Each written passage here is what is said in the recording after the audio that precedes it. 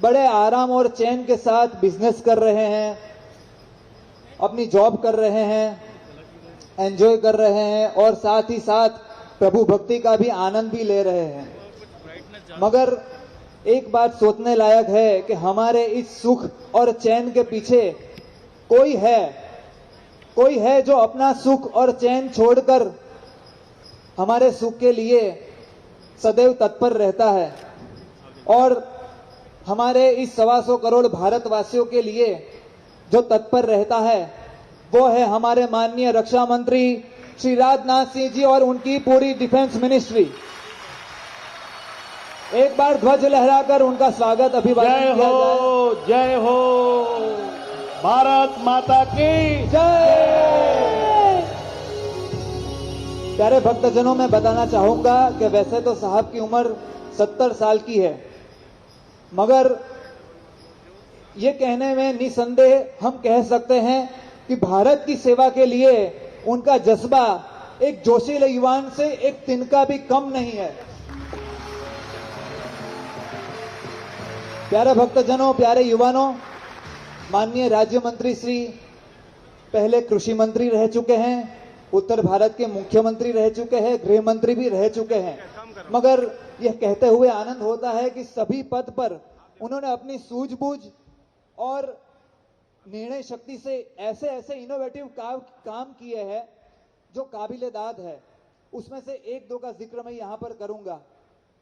Bharatiya Janata party में अगर किसी की अध्यक्षता में पूर्ण बहुमति से सरकार बनी है तो वो है हमारे माननीय राजनाथ सिंह जी। प्यारे भक्तजनों, और जब से वे रक्षा मंत्री के पद पे आरूढ़ हुए हैं तब से भारत की सेना और भारत की बॉर्डर को इतनी मजबूत की है, आप सब मीडिया के माध्यम से जानते हैं। मगर एक छोटी सी बात यहां पर मैं बताना चाहूंगा। रिसेंटली जब चाइना की बॉर्डर लद्दाख में हमारे 115 जितने नौजवान शहीद हुए, तब माननीय रक्षा मंत्री जी वहां रूबरू गए और इतना ही नहीं, जहां पर अभी तक सड़क भी नहीं बनी थी वहां पर उन शहीदों की स्मृति में इतना मेमोरियल बड़ा बनवा दिया कि आज लद्दाख एक टूरिज्म प्लेस बन गया है। प्यारे भक्तजनों, आइए, ऐसे राष्ट्रीय वीर पुरुष जब हमारी सभा में उपस्थित है तब मैं विनती करूंगा हमारे बाल युवा प्रवृत्ति के बालकों को कि ऐसे माहौल में, ऐसे वीर पुरुष के स्वागत में एक सुंदर नृत्य पेश किया जाए।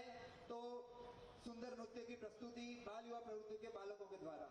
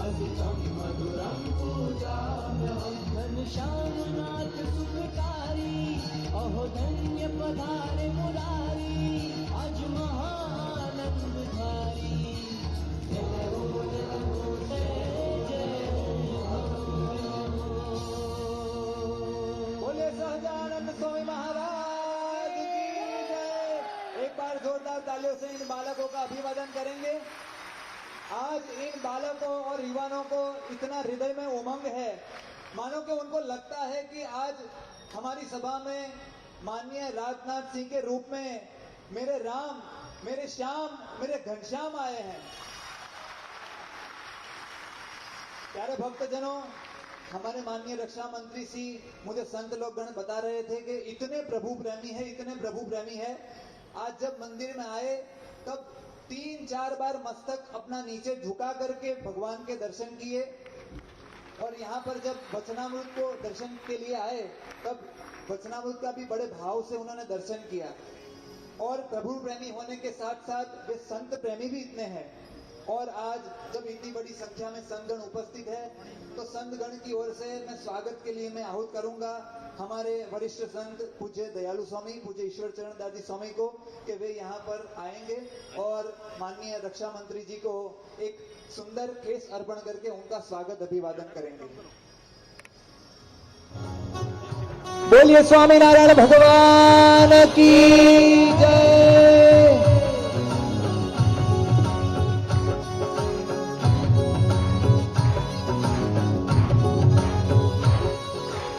प्यारे भक्तजनों, आज जब हम 125 करोड़ भारतवासियों की रक्षा का जिम्मा जब माननीय रक्षा मंत्री जी ने अपने सिर पर लिया है और माननीय प्रधानमंत्री नरेंद्र मोदी जी, माननीय गृह मंत्री अमित शाह जी और माननीय रक्षा मंत्री जी राजनाथ सिंह जी तीनों मिलकर जब भारत को एक नई दिशा देने जा रहे हैं, तब मैं उनको विनती करूंगा कि वे हमारे गुरुजी के पास आएंगे और गुरुजी उनकी रक्षा के लिए उनके हस्त कमल में एक रक्षा सूत्र का बंधन करेंगे और उनको माला पहनाकर उनका अभिवादन करेंगे। बोले सहजानंद स्वामी महाराज की जय। भाई, ऐसे भारत के लाल जब रक्षित है तो हम सब सुरक्षित है।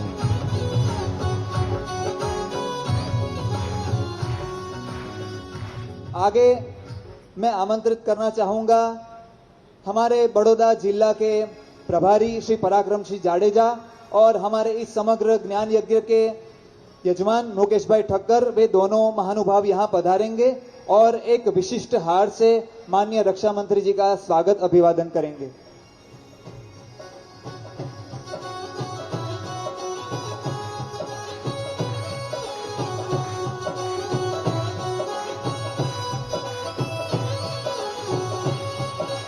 बोलिए स्वामीनारायण भगवान की जय।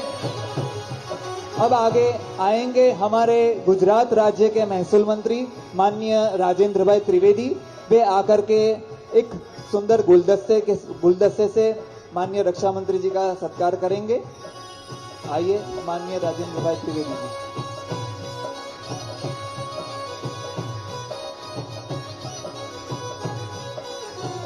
बोलिए भारत माता की। प्यारे भक्तजनों, स्वागत पूजन के बाद इतनी विशाल संख्या में जब हमारे यहाँ संतगण उपस्थित है, हजारों की तादाद में जब यहाँ पर युवा वर्ग उपस्थित है, तब आइए मैं विनती करूंगा पूज्य ईश्वर चरण दास जी स्वामी के चरणों में वे आकर इस प्रसंग के अनुरूप अपना उद्बोधन व्यक्त करेंगे। पूज्य दयालु स्वामी।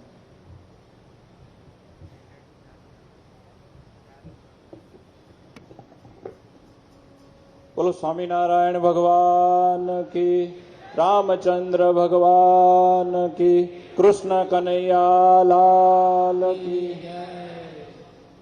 हम सब जानते हैं यहाँ बड़ौदा कारेलीबाग विस्तार में विराजमान स्वामीनारायण मंदिर में स्थित घनश्याम महाराज का 18वां जन्मदिन मीन्स पाटोत्सव प्रतिष्ठा दिन प्रसंग पर यह सब माहौल चल रहा है।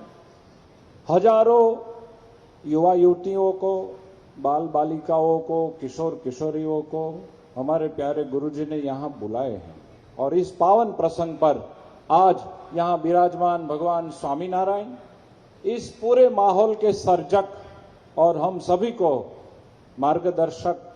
मार्गदर्शन देने वाले हमारे प्यारे गुरुजी परम पूज्यपाद सदगुरु वर्य श्री ज्ञान जीवन दास जी स्वामी कुंडल धाम वाले, और ऐसे पावन पर्व पर जिनकी उपस्थिति हम सभी के लिए गौरव का एक एहसास करा रही है। ऐसे हमारे भारत सरकार के आदरणीय रक्षा मंत्री श्री राजनाथ सिंह जी। यहां पधारे उपस्थित हुए सब महानुभाव और सब संतगण, सब भक्तगण, मैं साहब को निवेदन करूंगा, आप उत्तर भारत से पधार रहे हैं। आपके उत्तर भारत में हमारे स्वामीनारायण भगवान अयोध्या के बगल में छपैया में प्रकट हुए। वहां उन्होंने 11 साल तक छपैया और अयोध्या में अपनी बाल लीला की। आगे जाकर के वे वन विचरण करने निकले और गुजरात में आकर के अपनी कर्म भूमि बनाई। आप उत्तर प्रदेश के भी हैं और आज जब हमारे गुजरात में पधारे हैं, सारे भारत के रक्षा मंत्री हैं, तब हमारे गुजरात के भी हैं। जब भगवान स्वामीनारायण आज से 220 साल पहले यहां गुजरात में पधारे, तब उन्होंने आकर के, जब हम आज बोल रहे हैं बेटी बचाओ, तो भगवान स्वामीनारायण ने उस टाइम पे आंदोलन छेड़ा था कि यहां कोई बेटी का वध नहीं होना चाहिए। जब बेटी को उछेरने वाले ऐसा कहते थे कि जब बेटी बड़ी होगी उसका विवाह करना होगा, हमको बहुत ज्यादा खर्च करना पड़ेगा, तब हम क्या करें?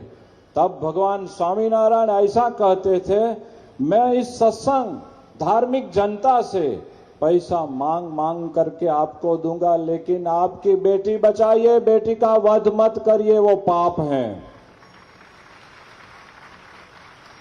ऐसे भगवान स्वामीनारायण ने बहुत काम किए। जब उस टाइम पे सती प्रथा चल रही थी, उन्होंने समझा करके उसमें सुधार करने का बहुत बड़ा आंदोलन छेड़ा। वैसे ही निर्व्यसनी समाज खड़ा करने के लिए, प्रामाणिक समाज बनाने के लिए उन्होंने बहुत प्रयास किया और उसी परंपरा में भगवान स्वामीनारायण ने संतों की स्थापना की। और वही संत परंपरा में आज हमारे गुरुजी परम पूज्यपाद सदगुरु ज्ञान जीवन दास जी स्वामी जो व्यासपीठ पर आरूढ़ हैं, हम सभी के हजारों और लाखों के मार्गदर्शक पथ प्रदर्शक हैं। उनकी निगरानी में हम सब भगवान का भजन करते हुए देश में हजारों और लाखों प्रामाणिक नागरिक का सर्जन हो, इस दिशा में काम कर रहे हैं। और वही लक्ष्य से, उपलक्ष्य से ये माहौल चल रहा है। तब मैं हमारे माननीय रक्षा मंत्री श्री की एक बात याद करूंगा। उनकी हिस्ट्री जब हम टटोलने जाते हैं तब ऐसा सुनना पढ़ना मिलता है कि वे जब उत्तर भारत के माननीय मुख्यमंत्री श्री के पद पर आरूढ़ थे, बहुत बड़े निर्णय ले रहे थे, तब कभी कभार ऐसा भी हुआ कि उन्होंने निर्णय लिया कि परीक्षा में चोरी नहीं होनी चाहिए, कहीं अप्रामाणिकता अनिता नहीं होनी चाहिए। और उस टाइम पे कब कभार ऐसा हुआ कि उनको उसका सामना करना हुआ। मैं आज संत के रूप में बोलूंगा, उन्होंने हार कबूल की, सत्ता गंवाना कबूल की, लेकिन अप्रामाणिकता कबूल नहीं की।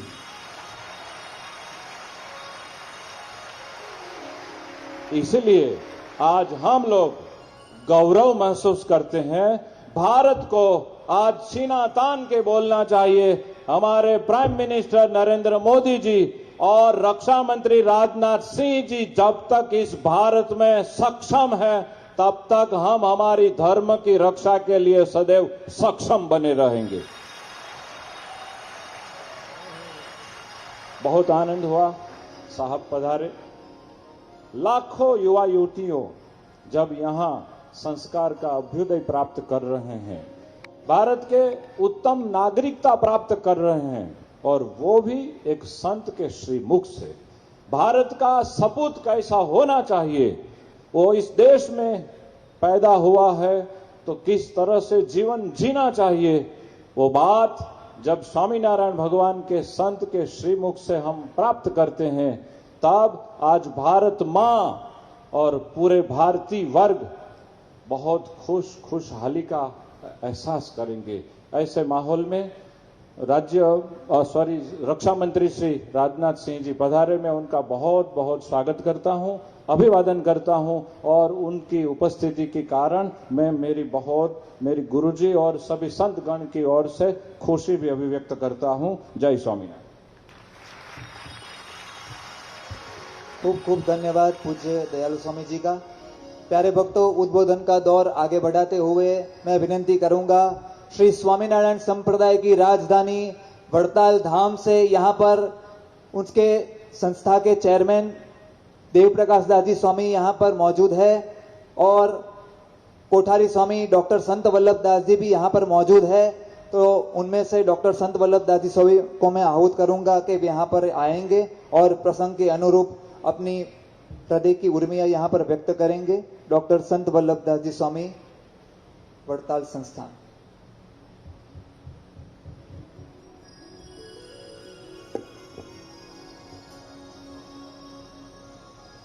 वर्णिवेश रमणीय दर्शनम मंदहासरुचिराननाम्बुजं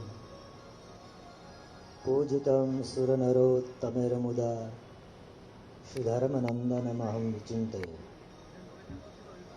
आराध्य इष्टदेव श्री हरिकृष्ण महाराज, જેમનો 18મો પાટોત્સવ ઉજવાઈ રહ્યો છે એવા નિજ મંદિરમાં બિરાજતા વાલા ઘનશ્યામ મહારાજ, જેમના માધ્યમે સ્વામિનારાયણ સંપ્રદાય અને સનાતન સંસ્કૃતિ ગૌરવ લે એવું બાળ યુવાનું ઘડતર થઈ રહ્યું છે, ભગવાનની કથાનો રસપાન કરાવી રહ્યા છે એવા સ્વામિનારાયણ સંપ્રદાયના વરિષ્ઠ વિદ્વાન પ્રભુ પ્રેમી સંત પૂજ્યપાદ સદગુરુ શ્રી જ્ઞાનજીવનદાસજી સ્વામી,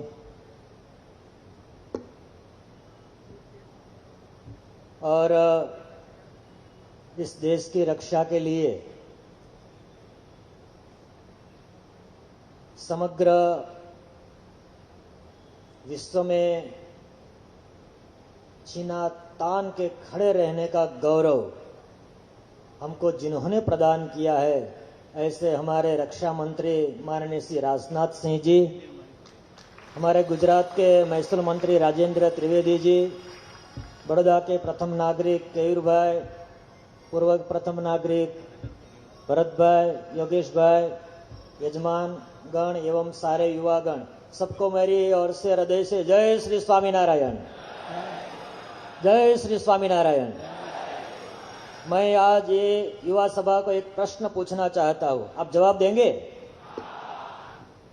हमारी सुरक्षा, हमारा जीवन हमारे देश के वीर सपूत सैनिकों की बदौलत है। हम लोग चाहे तो एक एक जवान का, वीर योद्धाओं का सम्मान करने का मौका प्राप्त कर सकते हैं, सब जगह पे बॉर्डर पे जा सकते हैं। आज पूज्यपाद ज्ञान जीवनदास जी स्वामी ने हमको मौका दिया है कि सबका प्रतिनिधित्व लेकर के हमारे बीच माननीय रक्षा मंत्री जी उपस्थित हुए हैं। तालियों के नाद से हम उनका सम्मान करेंगे। ये राजनाथ सिंह जी का नहीं, सारे सैनिक गण का स्वागत है। स्वामीनारायण भगवान ने अपने जीवन काल में एक बात हमको सिखाई है। सर्वप्रथम यदि हम लोग आत्मनिर्भर नहीं बन सकते हैं, सदगुरु गोपालानंद स्वामी ने कहा था सबसे पहले अपने आत्मा का कल्याण करना चाहिए। आत्मरक्षा हुई तो सर्व जन की रक्षा होगी। आज हमारे देश में आत्मनिर्भर भारत का जो कंसेप्ट आगे बढ़ रहा है, उसके लिए सिर्फ बॉर्डर पर बैठने वाला देश की रक्षा नहीं करता है। देश का एक एक नागरिक अपना जीवन ऐसा बनाएगा कि सैनिक को गर्व होगा कि मैं इस देश के ऐसे नागरिकों की रक्षा के लिए हिमालय के बीच में खड़ा हूं और 45-50 डिग्री तापमान में रेत में खड़े रह करके जो सैनिक इस देश की रक्षा करते हैं, उन सारे सैनिकों को हमारे देशवासियों से उतना प्यार मिलना चाहिए, उतना गौरव मिलना चाहिए कि वो जहां भी बैठे हैं, जो भी काम करते हैं, उसके हृदय में एक भाव है, हम देशवासियों की रक्षा करते हैं। कैसे देशवासियों की? जो देशवासी अपने देश के नेता के, अपने देश के जनता के और अपनी मातृभूमि के लिए सब कुछ करने के लिए, मरने के लिए, मिटने के लिए तैयार है, ऐसे देश के नागरिक तैयार करने का काम भगवान स्वामी नारायण के संत आज इस शिविर के माध्यम से कर रहे हैं। मैं राजनाथ सिंह जी रक्षा मंत्री है, मैं उनको सर बताते मुझे खुशी हो रही है कि बॉर्डर पर जाकर के रक्षा करना जो पसंद करता है उसके लिए जीना मरना कोई बड़ी बात नहीं है। उसके लिए एक ही बात होती है, मेरे देशवासी की रक्षा मैं किस तरह से करूं, मातृभूमि की रक्षा मैं किस तरह से करूं। यही प्रण लेकर के वो जैसे बॉर्डर पर खड़े रहते हैं, आज गौरव के साथ हम भारतवासी माननीय प्रधानमंत्री श्री नरेंद्र भाई मोदी जी, माननीय गृह मंत्री श्री अमित भाई शाह जी और माननीय रक्षा मंत्री श्री राजनाथ सिंह जी की और देखे तो पता लगेगा, दिन में अपनी शरीर की, अपने परिवार की परवाह किए बिना जैसे संत लोग पूरे दिन देश, समाज और आत्मरक्षा के लिए काम कर रहे हैं, इसी प्रकार त्याग भावना के साथ देश की मातृभूमि की सेवा करने वाली सरकार आज भारत देश ने पाई है। वो भारत देश के लिए गौरव का क्षण है। जिस उम्र में अपने परिवार के साथ बैठ करके शांतिमय जीवन जीना चाहिए, उस उम्र में आज हमारे देश के नेतृत्व में जो बैठे हैं वो लोग देशवासियों की और मातृभूमि की ऐसी सेवा कर रहे हैं कि आज हम लोग इतने प्रेम और आनंदमय माहौल में बैठते हैं। उनका सारा जिम्मा, सारी उनकी क्रेडिट वो यहाँ बैठे राजनाथ सिंह जी जैसे देश के नेताओं के नाम पे होनी चाहिए। और मुझे एक बात बता करके खुशी हो रही है कि इस भगवान स्वामीनारायण ने मातृभूमि के लिए और देशवासी के लिए ये बात कही है। सर अभी अभी कोरोना गया, हमको खुशी है, समग्र गुजरात में सबसे पहले कोरोना की कोविड केयर हॉस्पिटल के लिए पूरा अपना यात्रिक भवन प्रदान किया था। उसमें सबसे पहले स्वामीनारायण संप्रदाय था, सारंगपुर मंदिर था। जब गुजरात में ऑक्सीजन की किल्लत आई उस वक्त पूरे गुजरात में सबसे पहले हम लोग जहां बैठे हैं, जो 18 साल का महोत्सव मना रहे हैं, यहां सबसे पहले Covid care centre with oxygen शुरू करने का काम पूज्यपाद स्वामी ज्ञान जीवन दास जी स्वामी ने किया था। पूरा का पूरा संप्रदाय जिस वक्त देश पे आपत्ति आती है उस वक्त सेंटर और स्टेट की सरकार के साथ रहता है। आइए, समय बहुत कम है, बात सबसे बड़ी ये है कि हम लोग ये सब काम धर्म का कार्य, समाज का कार्य, युवा घड़तर का कार्य, नारी प्रशिक्षण का कार्य, नारी सुरक्षा का कार्य इसलिए कर रहे हैं कि हमारे सर पे ऐसा शासन है, ऐसा नेतृत्व है, ऐसी सरकार है जो देश और दुनिया के किसी भी कोने में जाते हैं तो हमको गौरव महसूस होता है। हम आउट ऑफ इंडिया जब जाते हैं और कोई पूछता है कहां से, तो हम लोग बोलते हैं भारत से। बाद में पूछते हैं कहां से, हम लोग कहते हैं गुजरात से। जब गुजरात बोलते हैं तो आउट ऑफ कंट्री रहने वाला लोग वो बोलते हैं नरेंद्र मोदी जी के यहां से। ऐसी सरकार चुनी गई है और मैं स्पेशली उसके लिए श्रेय किसी को देना चाहिए तो मैं वो श्रेय माननीय श्री राजनाथ सिंह जी को दूंगा, इसीलिए क्योंकि पीएम कैंडिडेट डिक्लेयर नरेंद्र भाई मोदी जी को किया उस वक्त पार्टी के प्रमुख माननीय श्री राजनाथ जी थे। उन्होंने ऐसा एक निर्णय किया जिसकी बदौलत आज देश को ऐसा नेतृत्व मिला है। स्वामीनारायण संप्रदाय की समग्र संस्थाओं की ओर से पुनः राजनाथ जी का ध्वज फहरा करके स्वागत करेंगे। जय स्वामीनारायण। बहुत बहुत धन्यवाद पूज्य संत वल्लभ दास जी स्वामी का। प्यारे भक्तों, संत वल्लभ स्वामी जी ने बताया कि कोविड के दौरान पूज्य गुरु जी की प्रेरणा से बहुत सारी सेवाएं हुई है और भी जब जब समय आया तब गुरु जी ने धन की ओर नहीं देखा, केवल समाज और जन कल्याण की ओर देखा है। और ऐसे ही श्री स्वामीनारायण मंदिर कारेलीबाग और श्री स्वामीनारायण मंदिर कुंडल धाम की ओर से जितनी भी सामाजिक, शैक्षणिक, आध्यात्मिक और जन कल्याण की प्रवृत्तियां हो रही है, उसकी माहिती और उसका परिचय मैं एक छोटी सी वीडियो क्लिप के जरिए मैं मंत्री जी को दिखाना चाहूंगा। तो प्रस्तुत हो जाए वीडियो क्लिप।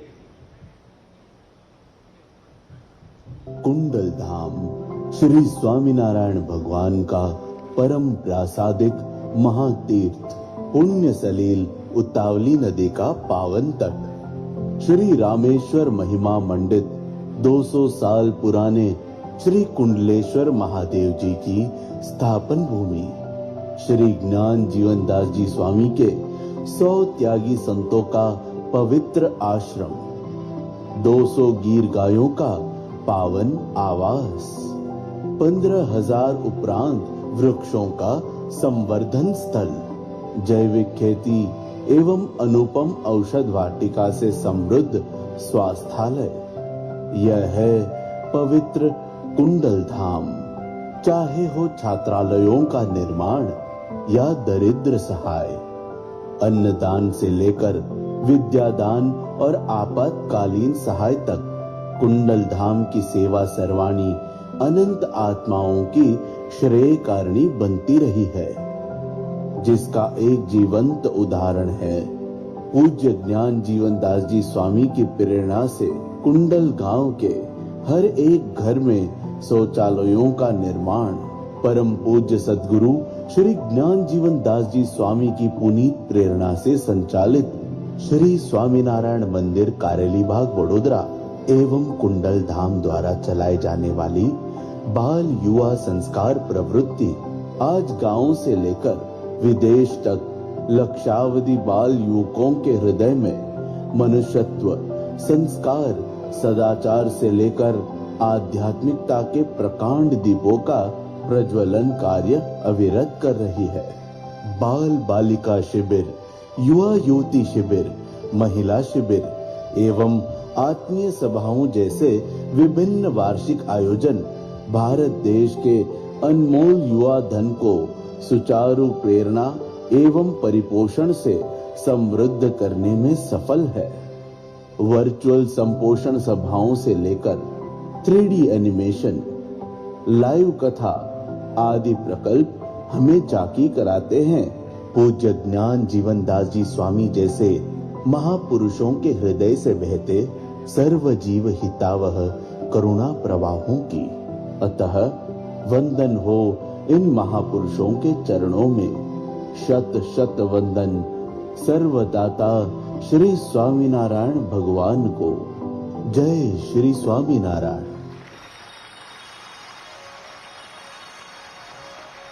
बहुत अच्छा, हमने संस्था का सेवा की परिचय पाया। अब एक ऐसा कार्यक्रम प्रस्तुत हो रहा है जिसमें गिनीज वर्ल्ड रिकॉर्ड का यहाँ लोकार्पण होगा।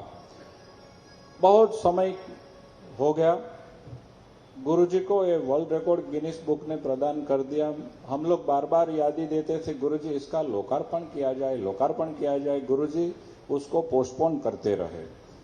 जब ये माहौल हुआ तब गुरुजी ने याद किए हमारे माननीय रक्षा मंत्री श्री राजनाथ सिंह जी को।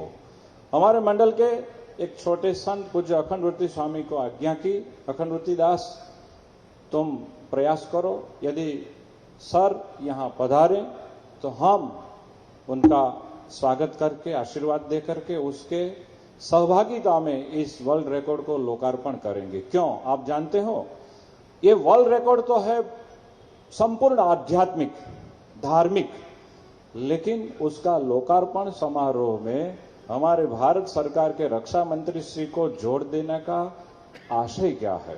मैं एक छोटा सा नमूना पेश करूंगा।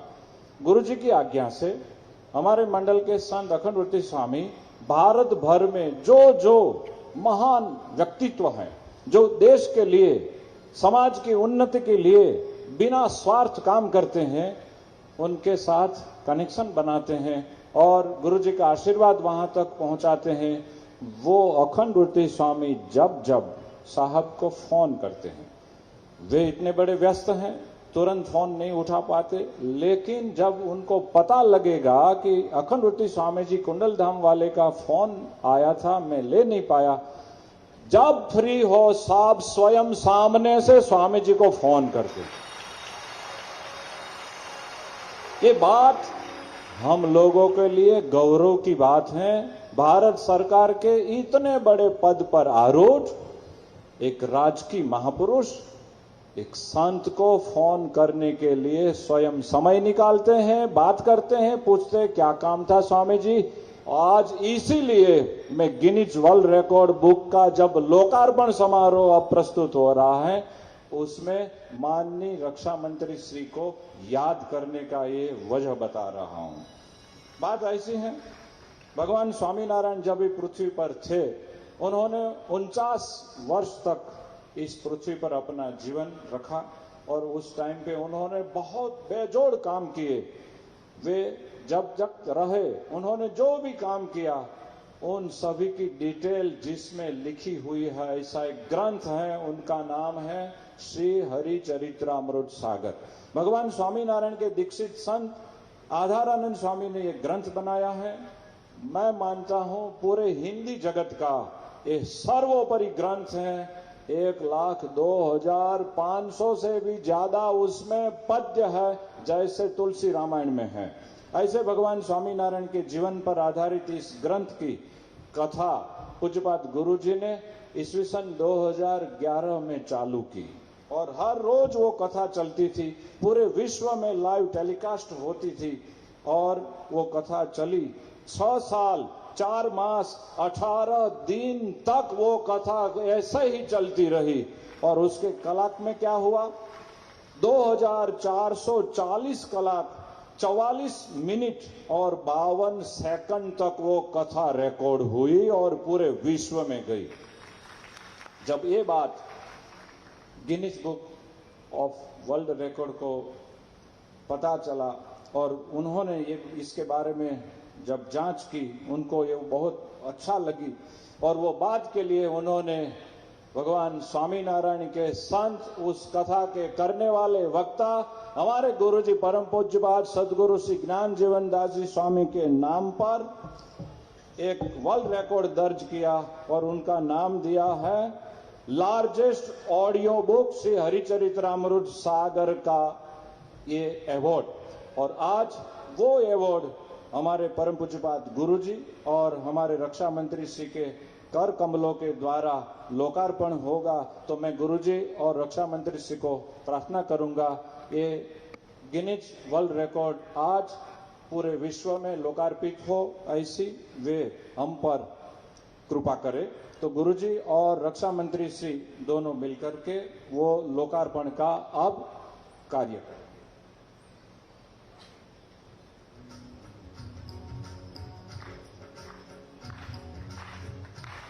बोलो स्वामीनारायण भगवान की। बहुत अच्छा, साहब ने वो शेल गुरुजी के श्रीकंठ में अर्पण किए और सर्टिफिकेट गुरुजी को दे रहे हैं। हम राष्ट्र ध्वज लहरा करके हमारे भारत के इस गौरव का अभिवादन करेंगे। अब फिर मैं गुरुजी को विनती करूंगा, गुरुजी अपने हाथ से ये अयोध्या में बनने वाला जो भगवान राम का मंदिर की ये प्रतिकृति है, वो आप रक्षा मंत्री श्री के कर कमलों में अर्पण करेंगे। संतों वहां ले जाएंगे। ये भगवान राम के मंदिर का ये फ्लोट रक्षा मंत्री श्री को अर्पण होगा। बोलो भगवान रामचंद्र परमात्मा की। बहुत अच्छा हुआ, बहुत अच्छा। एक भगवान स्वामीनारायण का स्वरूप अश्वारूढ़, वो स्वरूप गुरुजी साहब को अर्पण करेंगे।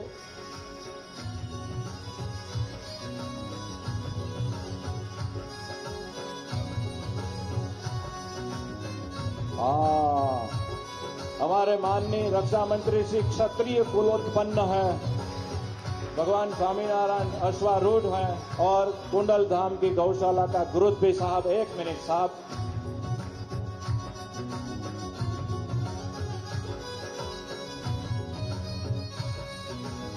अब मैं गुरुजी को विनती करूंगा, गुरुजी रक्षा मंत्री श्री और बहुत महानुभाव यहाँ उपस्थित हैं, जो यहाँ उपस्थित हैं मैं उनका नामोल्लेख कर रहा हूं। हमारे गुजरात सरकार के महसूल मंत्री श्री राजेंद्र भाई त्रिवेदी, भार्गव भाई भट्ट महामंत्री श्री भाजप, मनीषा बेन वकील राज्य कक्षा के मंत्री गुजरात सरकार, योगेश भाई पटेल धारासभ्य श्री, जीतू भाई सुखड़िया धारासभ्य श्री, केयूर भाई रोकड़िया मेयर श्री और विजय भाई शाह भाजपा प्रमुख श्री, NV पटेल माजी चेयरमैन वुडा, ये सब यहाँ उपस्थित हैं। तब गुरुजी हम सभी को आशीर्वाद प्रदान करने की कृपा करें। प्यारे गुरुजी। सर्वने जय स्वामिनारायण। આજે કાલીબાગ સ્વામિનારાયણ મંદિરમાં બિરાજમાન ઘનશ્યામ મહારાજના 18મા પાટોત્સવ પ્રસંગે ચાલી રહેલો આ સપ્તદિનાત્મક જ્ઞાન યજ્ઞ અને આ સરસ મજાની યુવા યુવતી અભ્યુદય શિબિર અને એમાં આપણા ભાવ અને ખૂબ પ્રેમથી આપણા ભારતના રક્ષામંત્રી શ્રી રાજનાથસિંહજી પધાર્યા, સાથે આ બધા महापुरुषों पधारे। इन सभी हमारे देश के अच्छे अच्छे अपनी सब शक्ति और पूरी आयुष हम सभी की रक्षा के लिए, उन्नति के लिए समर्पित कर रहे हैं। इसके लिए मैं बहुत खुश हूँ। हमारे रक्षा मंत्री राजनाथ सिंह जी आज सभी सैनिकों का कमान संभाल रहे हैं और ये सब हमारे योद्धाओं देश की बॉर्डर ऊपर रहकर सारे देश की रक्षा कर रहे हैं। इसलिए हम सब भक्ति भजन कर सकते हैं, मंदिरों की रक्षा कर सकते हैं, हमारी पूजा परंपरा और हमारी संस्कृति की रक्षा कर रहे हैं। बहुत बड़ी जिम्मेदारी रक्षा मंत्री श्री राजनाथ जी ने संभाली है। मैं परमात्मा का चरणों में प्रार्थना करता हूँ और आप सभी संतगण और सभी भक्तगण भगवान से मांगेंगे कि हमारे राजनाथ सिंह जी का आयुष्य लंबा करे, प्रभु स्वास्थ्य बहुत अच्छा रखे और उनके हाथों से, उनकी सोच से सब हमारा देश का बहुत बहुत कल्याण हो, हमारा देश बहुत आगे बढ़े। इतनी भगवान से मैं प्रार्थना करता हूँ। सबको जय स्वामीनारायण। जय स्वामीनारायण। हम एक बार धन्य बने गुरु जी के आशीर्वाद पा करके। अब हमारे यहाँ गुजरात सरकार के महसूल मंत्री श्री राजेंद्र भाई त्रिवेदी साहब उपस्थित हैं। मैं उनको विनती करूंगा 2 मिनट के लिए भी अपना उद्बोधन करेंगे। माननीय श्री राजेंद्र भाई त्रिवेदी साहब। ओके, वो कह रहे हैं कि हमारा आ गया। तो अब मैं जिनकी इंतजारी में हम सब हैं, यहाँ केवल इतने ही बैठे, इतना नहीं, इसके पीछे इतना ही एक बड़ा हॉल है, वहां भी बहुत भक्त लोग बैठे हैं और पूरे दुनिया में ये लाइव टेलीकास्ट सब लोग सुन रहे हैं, देख रहे हैं। उन सभी के लिए मैं विनती करूंगा हमारे भारत सरकार के रक्षा मंत्री श्री राजनाथ सिंह जी को अपनी हार्दिक भावनाएं, उर्मियां अभिव्यक्त करने के लिए पधारेंगे, अपना उद्बोधन करने के लिए पधारेंगे और हम राष्ट्र ध्वज लहरा करके उनका अभिवादन करेंगे। माननीय श्री रक्षा मंत्री श्री।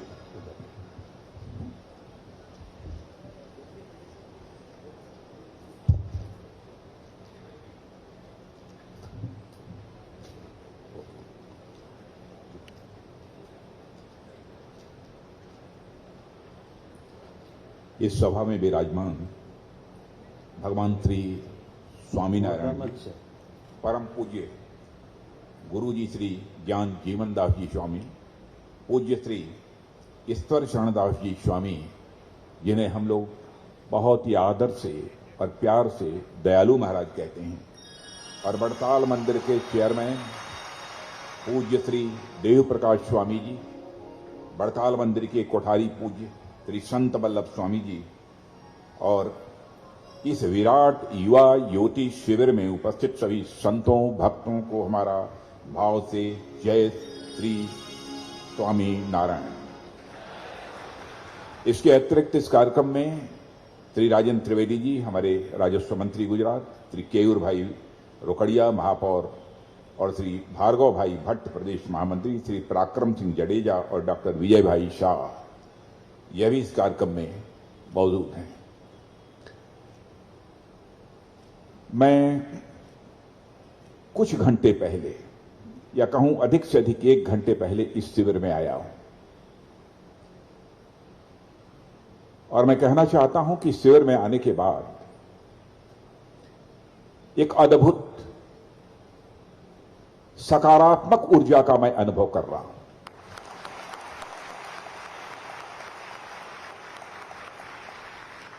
मैं यही सोच रहा हूं कि पिछले 3 दिनों से आप सब लोग यहां पर उपस्थित हैं, आप सब अपने को कितना ऊर्जावान महसूस करते होंगे।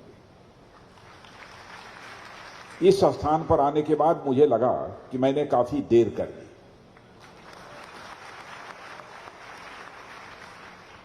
पूज्य भगवान स्वामीनारायण जी की स्मृति में और हमारे यहां पर पूज्य श्री भगवान ज्ञान जीवन दास जी स्वामी बैठे हैं, मैं इनसे मैं शीश झुकाकर मैं क्षमा चाहता हूं कि यहां पर भगवान स्वामी नारायण दास जी के मंदिर में आने में मुझे काफी विलंब हुआ है, मुझे क्षमा करेंगे।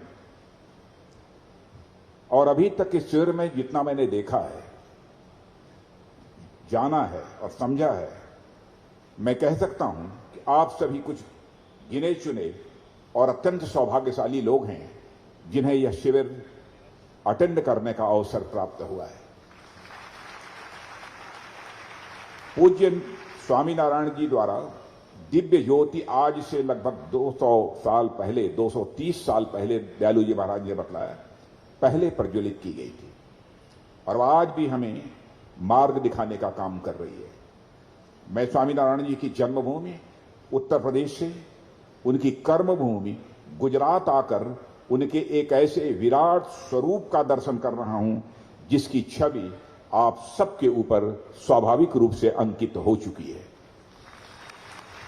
स्वामीनारायण मंदिर कुंडल धाम आने का जो मुझे सौभाग्य मिला है उससे मैं सचमुच बहुत ही अभिभूत हूं और विशेष रूप से पूज्य स्वामी ज्ञान जीवन दास जी के चरणों में मैं पुनः प्रणाम करता हूं और उनके प्रति आभार भी व्यक्त करता हूं कि उन्होंने मुझे इस कार्यक्रम में आने का अवसर प्रदान किया है। साथियों, हमारे देश की सांस्कृतिक, धार्मिक, आध्यात्मिक, आर्थिक, सामाजिक और राजनीतिक यात्रा में गुजरात की इस पावन धरती का बहुत ही अहम योगदान रहा है। इस धरती ने नरसिंह भगत जैसे महापुरुष पैदा किए जिन्होंने स्वयं को भी अपने प्रेम के पास में बांधकर अपने आंगन में आने के लिए विवश कर दिया। उसके बाद संत दादू दयाल जी ने अपनी वाणी से न केवल गुजरात बल्कि समस्त भारत के समाज को आपस में जोड़ने का एक बहुत महती कार्य किया था। उसी कड़ी में स्वामी नारायण जी का नाम भी बहुत श्रद्धापूर्वक लिया जाता है, जिनके आदर्शों को आत्मसात करने के लिए हम सब एक साथ इस शिविर में उपस्थित हैं। साथियों, यह युवा अभ्युदय शिविर महज एक सम्मेलन भर नहीं है, देश विदेश के अनेक युवाओं के बीच कुछ सूचनाओं और जानकारियों का आदान प्रदान भर नहीं है, बल्कि यह शिविर भारतीय संस्कृति की चली आ रही चिरंतन परंपरा की एक महत्वपूर्ण कड़ी है। हजारों साल से हमारी संस्कृति अनवरत रूप से आगे बढ़ती चली आ रही है। वाद, प्रतिवाद, विवाद और संवाद के माध्यम से यह संस्कृति अपनी प्राचीनता के बावजूद अपने भीतर नवीनता को समाहित किए चलती है। संवाद हमारी संस्कृति का मेरुदंड है, जिसे हम बैकबोन कहते हैं, और इस तरह के शिविर हमारे विचारों और मतों के बीच संवाद की स्थली का काम करते हैं।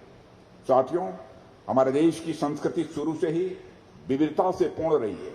हमारे प्राचीन ग्रंथों में उल्लिखित सुर, असुर, नाग, यक्ष और किन्नर जातियों से लेकर वर्तमान की अनेक जातियों, धर्म, दर्शन और संप्रदाय दुनिया भर में भारत की विशिष्टता का कारण रहे हैं। इतने विविधताओं के बीच कभी सहमति तो कभी असहमति यह स्वाभाविक हो जाती है। इस तरह की असहमतियों को दूर करने या थोड़ी साहित्यिक भाषा में उसे कहें तो विरुद्धों के बीच सामंजस्य स्थापित करने के लिए समय समय पर हमारे समाज में महान विभूतियां अवतरित होती रही हैं।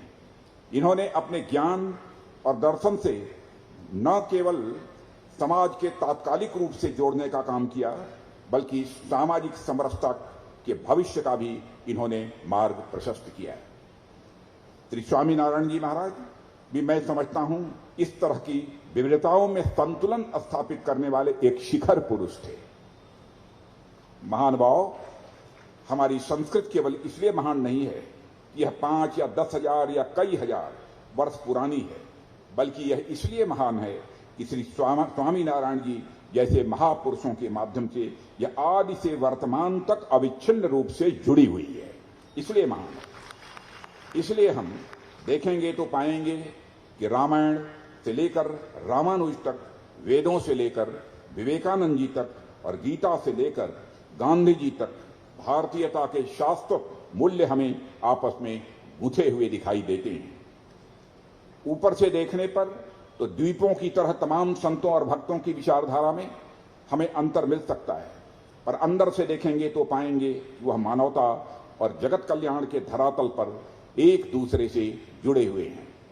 आत्मनो मोक्षार्थम जगत हिताय च कहकर हमारी संस्कृति मानवता के प्रति कल्याण भाव का ही संदेश देती है और जगत हित के बारे में वही सोच सकता है जिसमें एकत्व और एक तत्व यानी ईश्वर का भाव जो सब में देखता हो।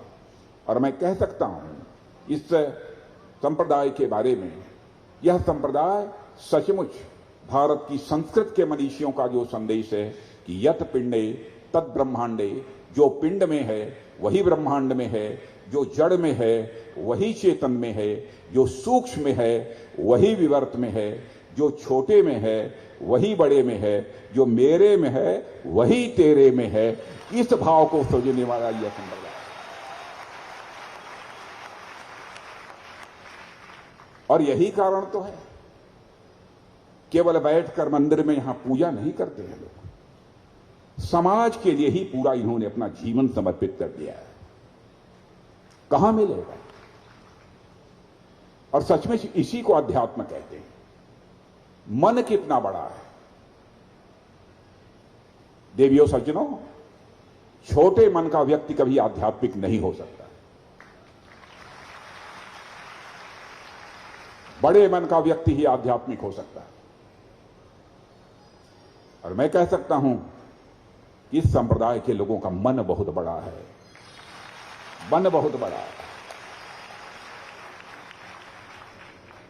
नहीं तो ध्यान लगाकर एक स्थान पर केवल पूजा पाठ करते, पूरे समाज की वह चिंता न करते, गरीबों की, दलितों की, शोषितों की, पीड़ितों की बराबर चिंता करने वाला यह संप्रदाय है। कितने बड़े मन के लोग हैं।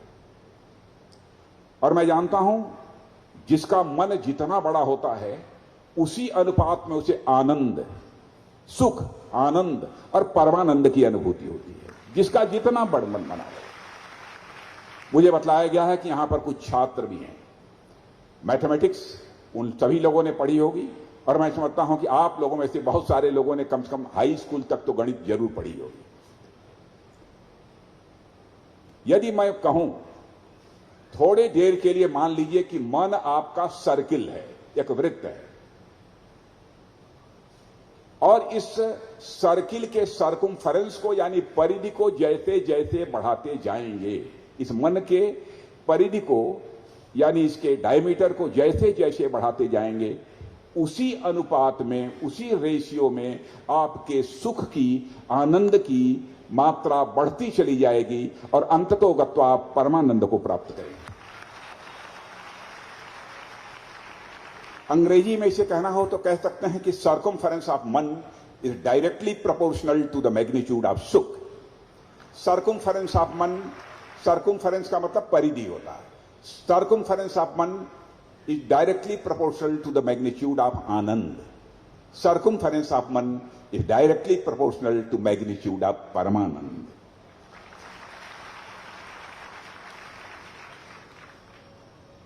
ऐसा कौन सा तत्व है जो आत्मा को सर्वत्र व्याप्त करता है और सबके कल्याण के बारे में सोचने के लिए प्रेरित करता है?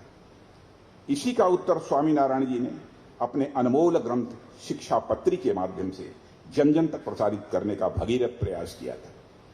इस लघु ग्रंथ में सत्य, अहिंसा, सर्वधर्म संभाव, महिला सशक्तिकरण, शिक्षा और चरित्र के जो उपदेश दिए गए हैं वे तब भी उतने ही प्रासंगिक थे जितने कि वह आज प्रासंगिक है। बल्कि मैं कहूं कि उनकी प्रासंगिकता बढ़ती जा रही है तो यह कहना भी गलत नहीं होगा। चरित्र की बात बहुत बड़ी बात, व्यक्तित्व का निर्माण, कॉम्प्रिहेंसिव डेवलपमेंट ऑफ पर्सनालिटी, व्यक्तित्व का समग्र विकास यदि हो सकता है तो चरित्रवान व्यक्ति का ही हो सकता है। एक बार स्वामी विवेकानंद जी, जो हमारे ग्लोबल यूथ आइकन माने जाते हैं, वो एक धर्म संसद में भाग लेने के लिए गए। सूटेड बूटेड वहां के किसी एक व्यक्ति ने उनसे कहा, आप इतने ढीले ढाले कपड़े पहन रखे हैं, आपने साफा पहन रखा है, थोड़ा सा ड्रेस अपना ठीक कर लिया होता तो आप जेंटलमैन की तरह दिखाई देते। भाषण देने के लिए खड़े हुए तो स्वामी विवेकानंद जी ने कहा था कि in your country tailor makes the man, but in our country character makes the man.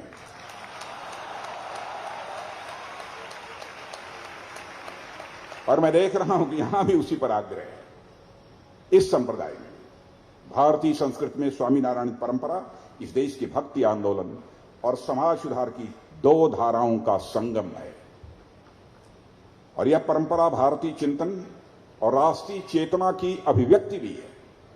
Swaminarayan परंपरा ने भारत की आध्यात्मिकता और राष्ट्रीयता की धारा को तो मजबूत किया है, मगर उसे आधुनिकता से भी जोड़ने का काम किया है। समयानुकूल चिंतन और परिवर्तन स्वामीनारायण परंपरा की पहचान है और यही कारण है कि यह परंपरा गुजरात और भारत में ही नहीं बल्कि पूरे विश्व में पुष्पित और पल्लवित हो रही है। देवियों सज्जनों, श्री स्वामीनारायण जी ने ज्ञान को किसी भी व्यक्ति या समाज के लिए सबसे महत्वपूर्ण माना है। ज्ञान ही तत्व है जो जीव को उसके ब्रह्म होने का अनुभव कराता है। मटेरियलिस्टिक आइडियोलॉजी में यद्यपि नॉलेज इज पावर कहकर ज्ञान को पावर या शक्ति का साधन माना गया है, पर हमारे यहां ज्ञान को मुक्ति का मार्ग माना गया है। हमारे यहां कई योगों की चर्चा की गई है, कर्म योग, ज्ञान योग, भक्ति योग। किसी योग के माध्यम से परमानंद की प्राप्ति की जा सकती है, परमानंद की प्राप्ति की जा सकती है, लेकिन इन तीन के अतिरिक्त भी हमारे संतों और ऋषियों ने कहा है ज्ञान युक्त, ये भक्ति समन्वित, ज्ञान युक्त, निष्काम कर्म योग, यानी तीनों योगों को मिलाकर भक्ति समन्वित, ज्ञान युक्त, निष्काम कर्म योग के माध्यम से भी परमानंद की प्राप्ति की जा सकती है। और अगर हम समाज के प्रत्येक मनुष्य में ज्ञान का संचार हो गया तो उससे बेहतर अवस्था कुछ भी नहीं हो सकती है, क्योंकि उस समय सभी एक दूसरे के प्रति भेदभाव, ऊंच नीच भुलाकर एक दूसरे में घुल मिल जाएंगे और यही किसी भी समाज और राष्ट्र का मैं मानता हूं कि चरम उत्कर्ष होगा। इसीलिए गीता में श्री कृष्ण कहते हैं न ही ज्ञानेन सदृशम पवित्र में विद्यते, यानी ज्ञान के समान पवित्र और कुछ भी नहीं है। स्वामीनारायण जी ने तो ज्ञान को प्रसारित करने का अभियान शुरू किया था, जिसे हमें निरंतर आगे ले जाना है और आज यह स्वामीनारायण संप्रदाय निरंतर उसे आगे ले जाने का काम कर रहा है। मुझे बताया गया है साथियों, शिक्षा पत्री के बारे में देश के प्रथम गृह मंत्री सरदार वल्लभ भाई पटेल ने बहुत ही महत्वपूर्ण बात कही थी। उन्होंने कहा था कि देश के लोग यदि शिक्षा पत्र के निर्देशों का पालन करें तो इस देश में पुलिस स्टेशन और अदालतों की कोई जरूरत नहीं रह जाएगी। और बढ़िया, आज के माहौल और शिक्षा पत्री में निहित ज्ञान को देखते हुए यह कोई मुझे बड़ी बात नहीं लगती है। यहां आकर जो मैं अनुभव कर रहा हूं, यदि हम स्वामीनारायण जी द्वारा दिए गए ज्ञान को अपने जीवन में उतारने में पूरी तरह से सफल रहे तो मैं कह सकता हूं कि निश्चित ही हम एक सम, शांत और संतुलित समाज और राष्ट्र का निर्माण कर पाने में पूरी तरह से सफल होंगे। देवियों सज्जनों, समाज की सेवा का भाव स्वामीनारायण परंपरा में कितना मजबूत है, इसका आकलन करने के लिए मैं एक घटना की चर्चा यहां करना चाहूंगा, जो मैंने देश के यशस्वी प्रधानमंत्री श्री नरेंद्र मोदी जी के मुंह से सुनी थी। यह घटना तब की है जब वे गुजरात में काम कर रहे थे। एक प्राकृतिक आपदा के कारण बड़ी संख्या में लोगों को फूड पैकेट्स उपलब्ध कराने थे। जब मोदी जी की बात पूजनीय स्वामी जी से हुई तो उन्होंने फूड पैकेट्स की संख्या नहीं पूछी, सिर्फ इतना पूछा कि आपको फूड पैकेट कितने बजे चाहिए, कितना चाहिए यह नहीं पूछा कितने बजे चाहिए।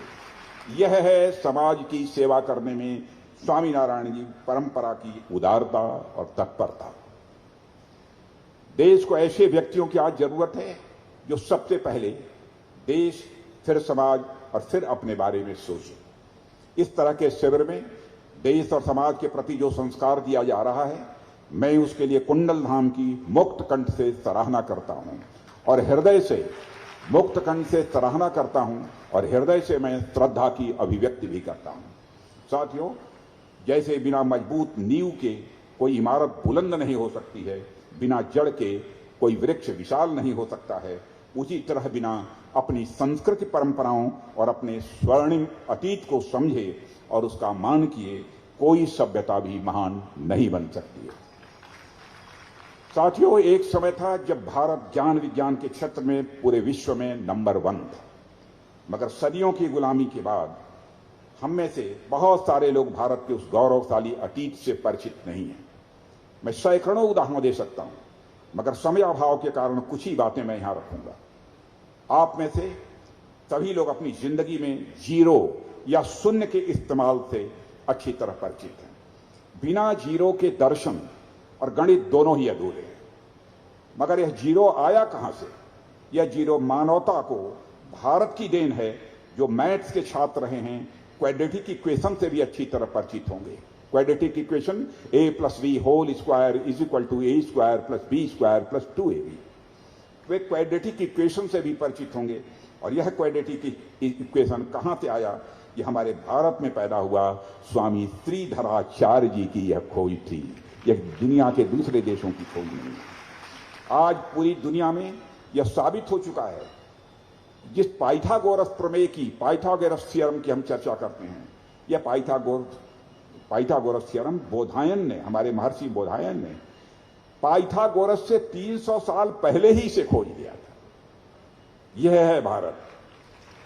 और यह भारत देश आर्यभट्ट, वराहमिहिर, ब्रह्मगुप्त, बोधायन, चरक, सुश्रुत, नागार्जुन, कणाद से लेकर सवाई जय सिंह तक वैज्ञानिकों की एक लंबी परंपरा का साक्षी रहा है।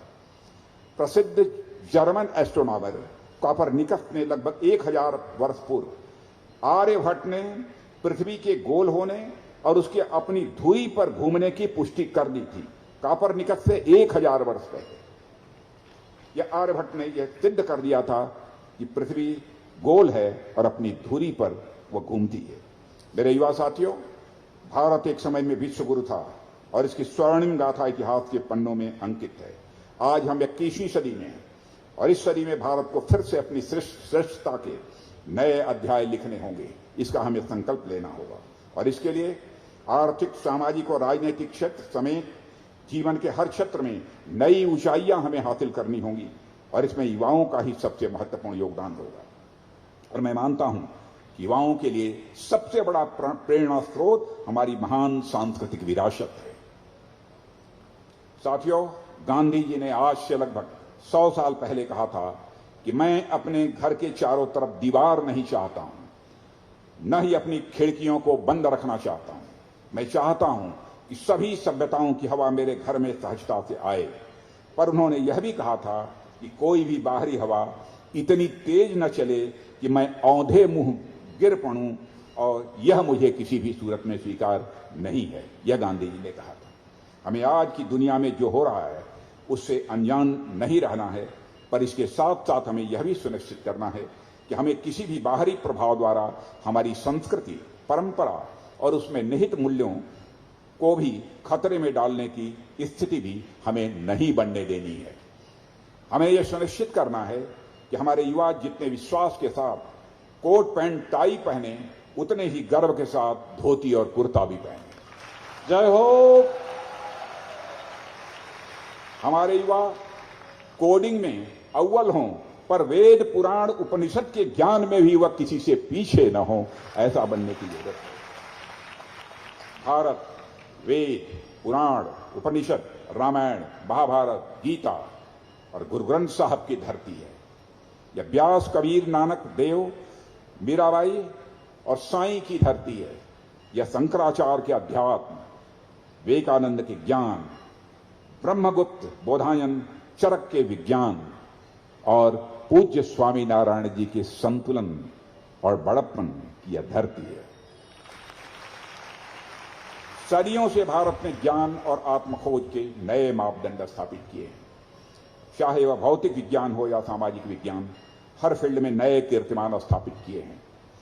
और यही हमारी जड़ें हैं, जिसको हमने आधुनिकता की दौड़ में कहीं न कहीं इसे पीछे छोड़ दिया है। मेरे युवा साथियों, मैं मानता हूं, चाहे वह रामायण हो या गुरु ग्रंथ साहब, इन सब में महानतम मानव मूल्य निहित हैं और हमें अपनी युवा पीढ़ी को इन्हें पढ़ने के लिए प्रेरित करना चाहिए।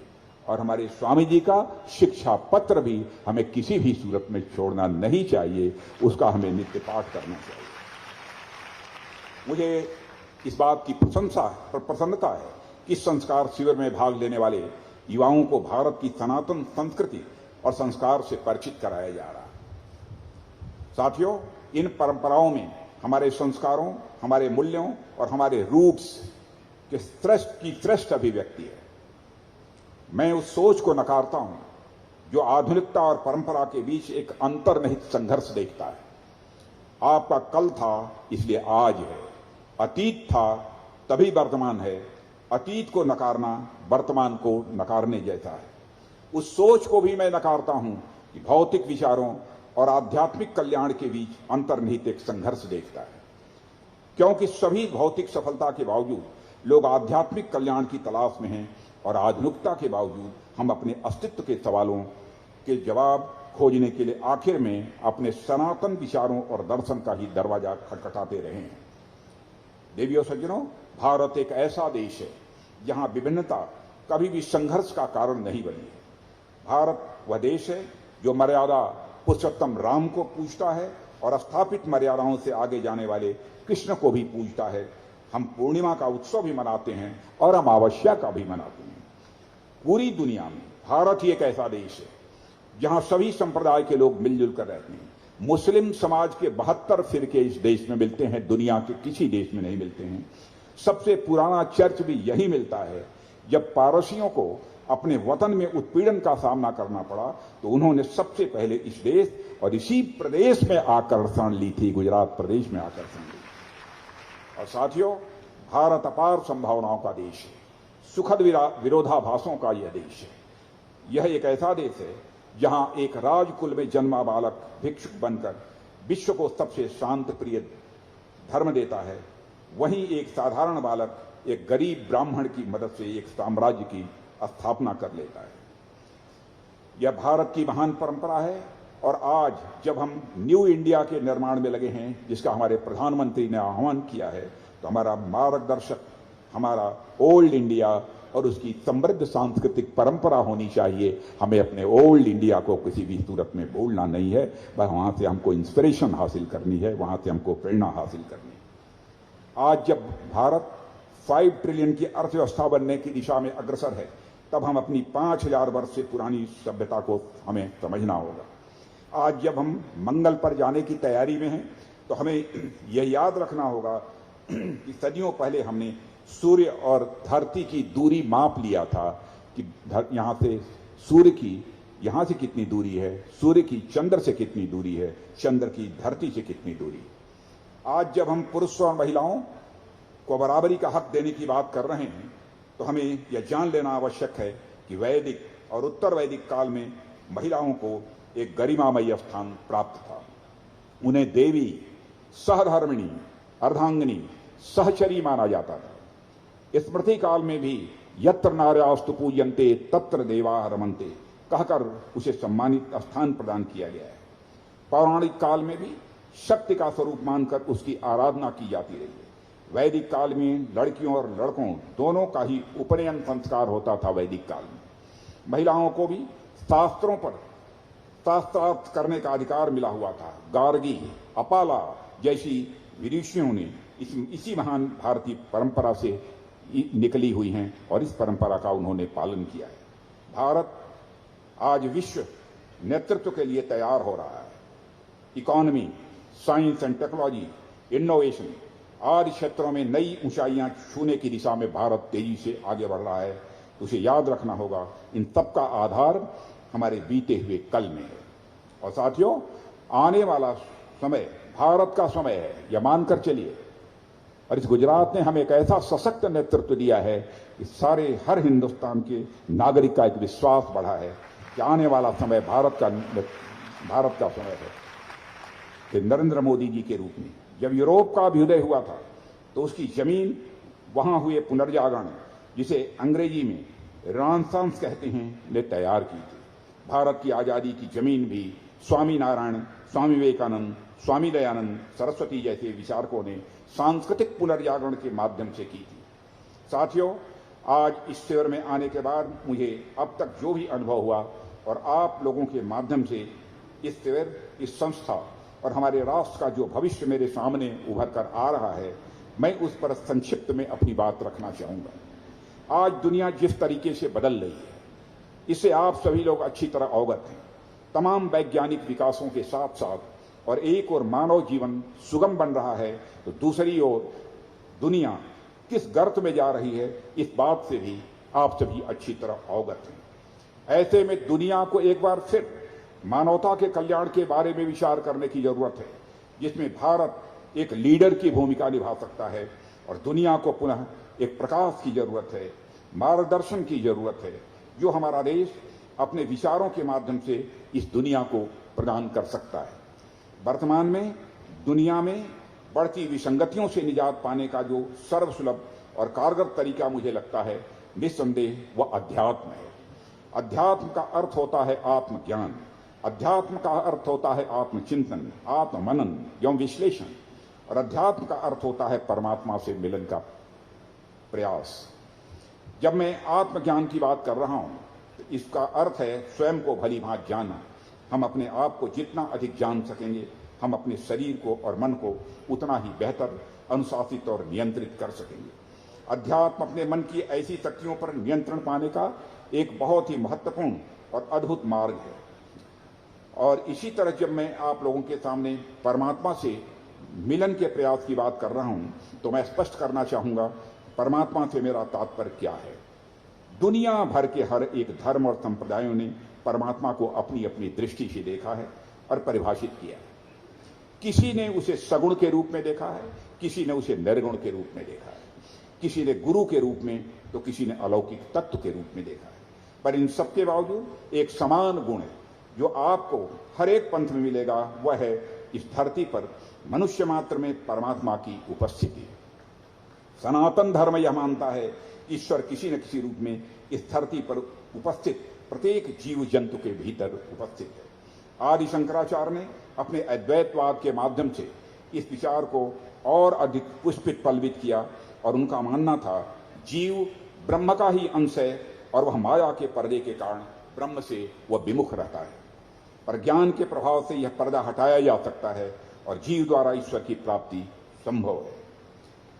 इसीलिए मानवता की सेवा, जीव जंतुओं की सेवा अथवा चर अचर की सेवा प्रकारांतर से यह परमात्मा की ही सेवा कहलाती है। दूसरे शब्दों में मैं कहूं तो लोगों की सेवा और उनकी सहायता ही अंततः हमको अध्यात्म की ओर यह उन्मुख करती है। साथियों, अध्यात्म के बारे में अब तक जो बातें मैंने अभी कही हैं, उसे सार रूप में अगर मुझे कहना हो तो मैं कहूंगा कि जीवन में काम, क्रोध, मोह आदि बंधनों से ऊपर उठने की अवस्था को ही हम अध्यात्म कहते हैं। यानी जिसका मन बड़ा होता है, वह देखना है कि स्वामीनारायण संप्रदाय में आकर देखा जा सकता है, वह सच्चे अर्थों में आध्यात्मिक होता है। और मनुष्य अपने इन बंधनों को जिस हद तक तोड़ता चला जाता है, मानवता के प्रति उदार होता चला जाता है, मैं समझता हूं उतना ही वह आध्यात्मिक ऊंचाइयों को हासिल करता चला जाता है। समाज और राष्ट्र की सेवा दोनों ही परिस्थितियों में मनुष्य के सामने जो पहली शर्त होती है वह होती है अपने अहम को समाप्त करना। बिना अहम को समाप्त किए हम कोई भी सेवा कार्य कर लें वह दिखावा ही हो सकता है, सेवा नहीं हो सकती। जय हो। और यह स्वामीनारायण संप्रदाय में आपको देखने को मिलेगा। स्व से पर सेवा और पर सेवा से परम सेवा तक की यात्रा ही अध्यात्म है, यही स्पिरिचुअलिटी। और इस यात्रा की चरम परिणति उस अवस्था में होती है जब मानव मन की हर प्रकार की संकीर्णता समाप्त हो जाती है और वह उन्मुक्त मन से मानवता और ईश्वर को समर्पित हो जाता है। मनुष्य जब यह आत्मसात कर ले जो ईश्वर में है वही सब में है, जो स्थूल में है वही सूक्ष्म में है, तो यह अवस्था आध्यात्म की अवस्था होती है। इसकी परिणति ब्रह्म और ब्रह्म की निर्मित जगत की सेवा में होती है, जब मनुष्य समस्त विश्व को अपना मानकर उनकी सेवा में लीन होने लगता है। वसुधैव कुटुंबकम के पीछे यही भावना है। देखिए भारत हमारा कितना महान है, दुनिया का अकेला देश है जिस देश के रहने वाले हमारे ऋषियों और मनीषियों ने भारत की सीमा में रहने वाले लोगों को ही अपने परिवार का सदस्य नहीं माना है, बल्कि पूरे विश्व की धरा पर रहने वाले लोगों को अपने परिवार का सदस्य मानते हुए वसुधैव कुटुंबकम का संदेश दुनिया के किसी एक धरती से सारे विश्व को गया है, तो हमारे और आपके देश भारत की धरती से गया है। हमारे देश और ऋषियों और मनीषियों का मन कितना बड़ा, इसकी हम कल्पना कर सकते हैं।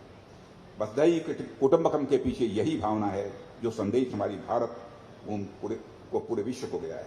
मुझे पूरा विश्वास है इसी सिद्धांत पर आगे बढ़ते हुए हम अपने और समस्त मानवता के कल्याण का मार्ग प्रशस्त करने का प्रयास करते रहेंगे। एक बात और यहां पर मैं कहना चाहूंगा, मेरे युवा साथियों, जीवन में आस्था और विश्वास का बहुत बड़ा महत्व होता है।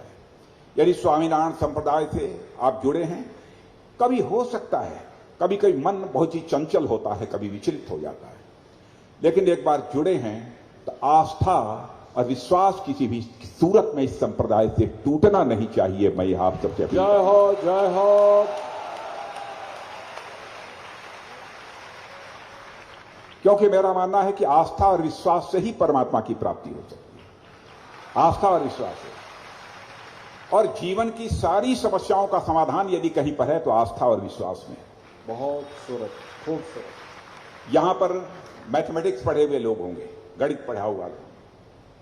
मैं यदि किसी से यह सवाल करूं, किसी आदमी के पास इतना पैसा है, उसने उसका आधा पैसा राम को दे दिया और जो शेष बचा था उसमें से 1/3 घनश्याम को दे दिया और 100 रुपया जो बच गया था वह राधे श्याम को दे दिया।